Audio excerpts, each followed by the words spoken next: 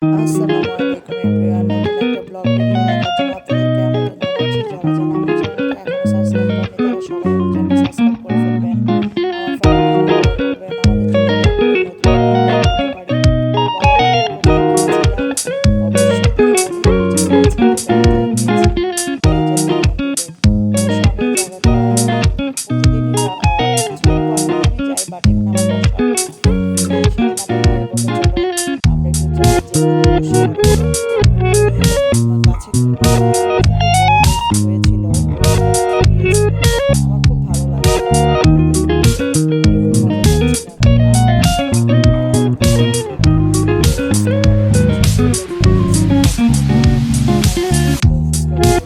খুব মজা করে ছবি তুললাম।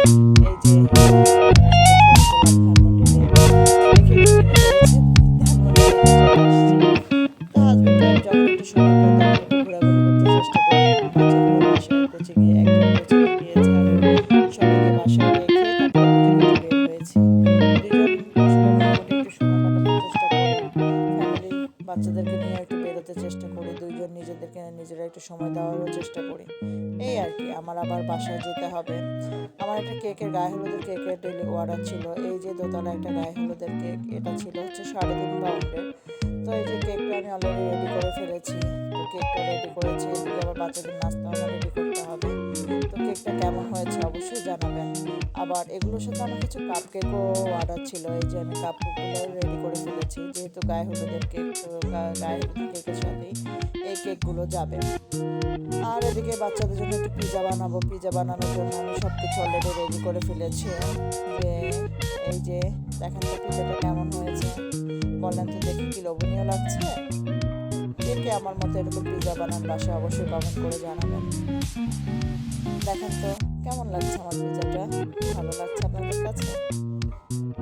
বাচ্চাদের জন্য একটু পিৎজা বানালাম আর কি। বাচ্চাটা খেতে যাচ্ছে তাই চিন্তা করলাম ওদের জন্য একটু পিৎজা বানাই।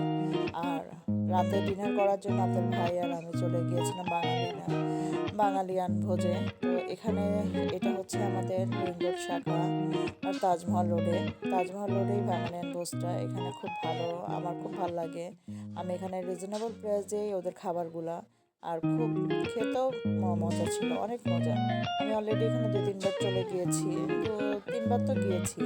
এই আপনার ভাই সহ রাতে ডিনার করার জন্য গেলাম। সে বলতেছে একটু ভর্তা দিয়ে খাবে। আমি বলছি, ঠিক আছে চলো যাই আমরা বাঙালিয়া ভোজে এখানে বসে। এই যে ভর্তা প্লেটেরটা অর্ডার করলাম, সঙ্গে ছিল ডাল ছিল, তারপরে ছিল হচ্ছে কালাভুনা। এই যে তো খাওয়া শুরু করে দিলাম, যেহেতু ভর্তা দেখে তো আমি লোভ সামলাতে পারি না, তাই ভর্তা দিয়ে খাওয়ার জন্য আপু ভাই খাচ্ছে, আমি অলরেডি খেয়ে হাত ধুয়ে চলে এসেছি। আমার খাওয়া কমপ্লিট। তো যারা যারা আবারও বলছি আমার চ্যানেলটা দেখেন কিন্তু এখনও সাবস্ক্রাইব করেনি, তারা সবাই আমার চ্যানেলটা সাবস্ক্রাইব করে ফেলবেন। আমার ফ্যামিলির জন্য দোয়া করবেন। সবাই ভালো থাকবেন। আল্লাহ হাফেজ।